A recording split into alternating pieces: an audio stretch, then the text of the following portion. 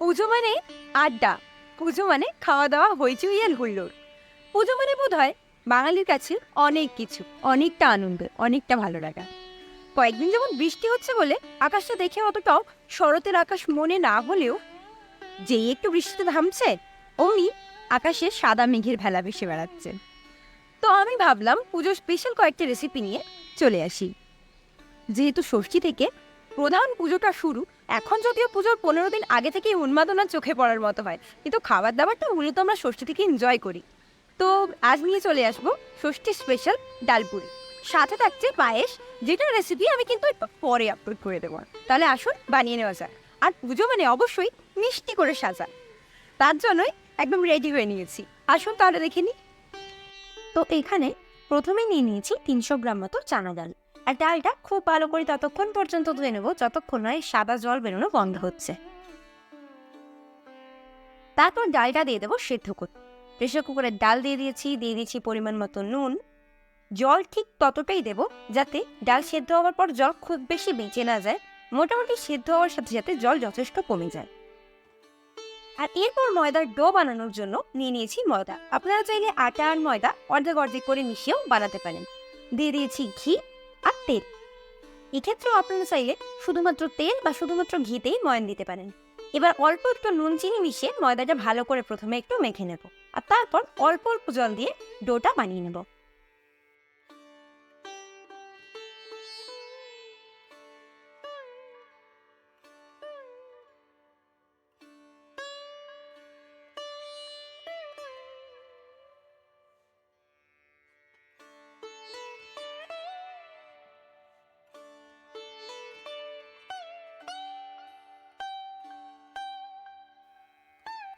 ময়দাটা মোটামুটি মাখা হয়ে এলে হাতে আরেকটু তেল নিয়ে নিয়েছি, আর ডোটাতে ভালো করে তেল লাগানোর পর ভালো করে একটু ঠেসে ঠেসে মেখে নিয়েছি।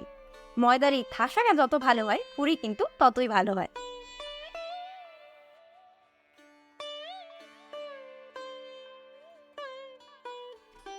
এই ছোলার ডালের পরে কিন্তু আদতেই ট্র্যাডিশনাল অথেন্টিক বিহারি কুইজিন, যে কোনো পুজোর সময় ওরা এটা বানিয়ে থাকে।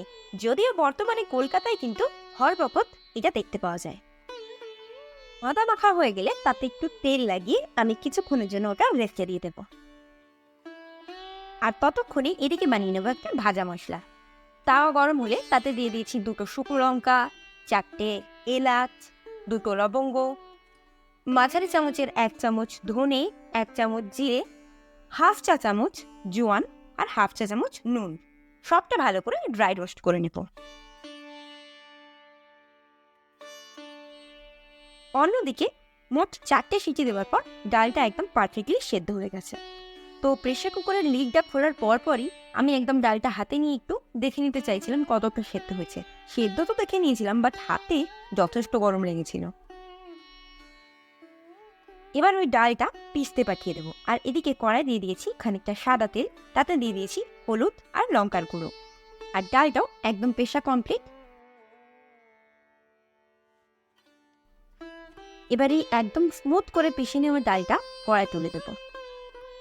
বেশ কিছুক্ষণ সময় ধরে এবার নাড়াচাড়া করতে হবে পুরটা একদম পারফেক্টলি বানিয়ে নেওয়ার জন্য। একটুক্ষণ নাড়াচাড়া করার পর দিয়ে দিয়েছি 1 চা চামচ মতো গোলমরিচের গুঁড়ো, আর 2 চা চামচ মতো ওই যে ভাজা মশলা বানাচ্ছিলাম তার গুঁড়োটা। এবার সবটা ভালো করে মিশিয়ে নেব। এবার ডালটা ততক্ষণ পর্যন্ত নাড়াচাড়া করতে হবে যতক্ষণ না এটা নিজের থেকেই কড়া থেকে ছেড়ে আসে। দেখতেই পাচ্ছেন এখানে কড়া থেকে অলমোস্ট ছেড়ে এসছে। এবার এটা নামিয়ে নেব। আরেকটা প্লেটে নামিয়ে নিয়েছি। এবার সেই ময়দার ডোটা আরেকবার ভালো করে মেখে নেব, তারপর সেটা আলাদা আলাদা করে লেচি কেটে নেব। সত্যি বলতে কি, এসব খাবার দাবার আমায় বেশ নস্টালজিক করে তোলে। যখন আমি বেশ ছোট, বাড়িতে এসব খাবার বানানো হতো, আমার তো সেদিন খুব মজা। পুরো প্রিপারেশনটা মা রেডি করতো। ঠাকুমা গোল গোল করে পুরিগুলো বেলতো, আর দাদু রান্নাঘরে দাঁড়িয়ে গরম গরম পুরি ভাজতো।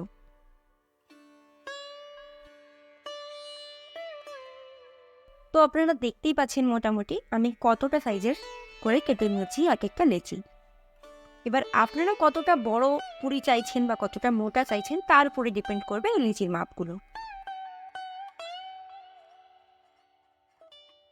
তো আপাতত আমি 7খানা লিচি কেটে নিয়েছি।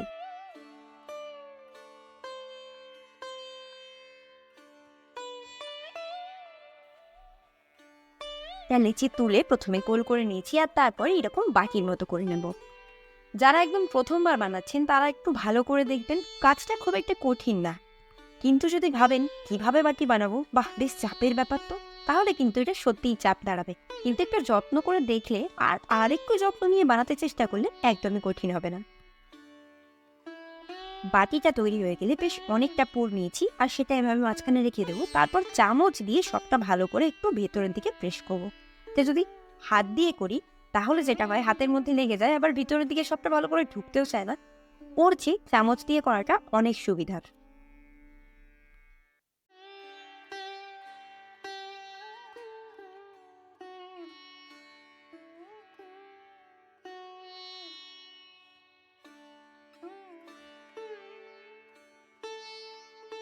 আর পুরটা ভালো করে ভেতরের দিকে ঢুকে গেলে ঠিক এভাবে হাতের কায়দায় মুখটা বন্ধ করে দিতে হবে।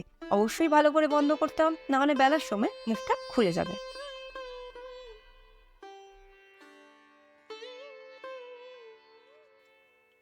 পাচ্ছেন পুর ভরে একদম গোল একটা তৈরি হয়ে গেছে। এবার এটা গোল করে বেলে নেওয়ার পালা। তার জন্য চৌকির মধ্যে ভালো করে তেল লাগিয়ে নিয়েছি, আর এইটা রেখে হাত দিয়ে খুব ভদ্রভাবে একটু প্রেস করে নেব, যাতে এর ভেতরের পুরটা সবটার মধ্যে খুব সুন্দরভাবে ছড়িয়ে যায়। তারপর গোল করে বেলার কায়দা তো আপনারা জানেনই, ডান দিকে আলতো করে চাপ দিয়ে সুন্দর করে বেলে নিতে হবে। মনে রাখতে হবে এতে পুর ভরা আছে, তাই বেশি চাপাচাপি একদম করা যাবে না। যে পরিমাণ ময়দা মেখেছিলাম তাতে আমার 12টার মতো পুরি হয়েছিল, আর যে পরিমাণ পুর ছিল ওটা মোট 20টা তৈরি হয়েছিল। তাহলে পরে তাওয়ার মধ্যে একদম শুকনোভাবে এপিট ওপিট একটু সেঁকে নেব। যে কোনো পুরি যদি এভাবে একটু সেঁকে নেওয়া যায় তাহলে ওটা যখন তেলে ছাড়া হয় তখন তেল অনেক কম টানে। তারপর কড়াতে ভর্তি করে তেল দিয়ে তেল ভালো করে গরম হলে একটা একটা করে পুরি সুন্দর করে ভেজে নেব। তো তখন যেটা বলছিলাম, বাড়িতে ডালপুরি হলে পরে ছোটতে ওরা ওদের 3জনের কাজ করতো, আমার কাজ ছিল ঠাকুমার পুরিগুলো বেলা হলে দাদুর কাছে ওগুলো পৌঁছে দেওয়া, আর তাতেই আমার সে কি আনন্দ।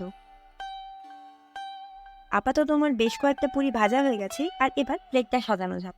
আজ কিন্তু পুরির সাথে আমি পায়েসই বানিয়েছি। বিহারেও ডালপুরির সাথে পায়েসই সার্ভ করা হয়। আর দেখতেই পাচ্ছেন পুরিটা কত সুন্দর দুখল হয়ে ফুলেছে, আর ভিতরে ডালের পুর একদম ভর্তি।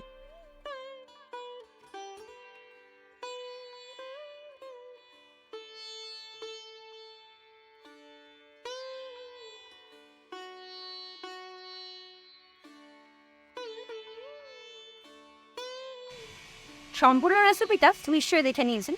না যদি দেখে থাকেন যান আরেকবার ভালো করে দেখে নিন। সাবস্ক্রাইব আর লাইক করতে একদম ভুলবেন না। সামনেই পুজো, ডালপুরি বানানোর প্রিপারেশন কি হয়ে রইল তো। আজকে তবে আসি, দেখা হবে অন্য কোনো দিন অন্য কোনো রেসিপি নিয়ে। অন্য কোনো রেসিপি কেন, ডালপুরির সাথে যে পায়েসটা ছিল ওইটারই রেসিপি নিয়ে আবার চলে আসবো। ততক্ষণ পর্যন্ত টাটা।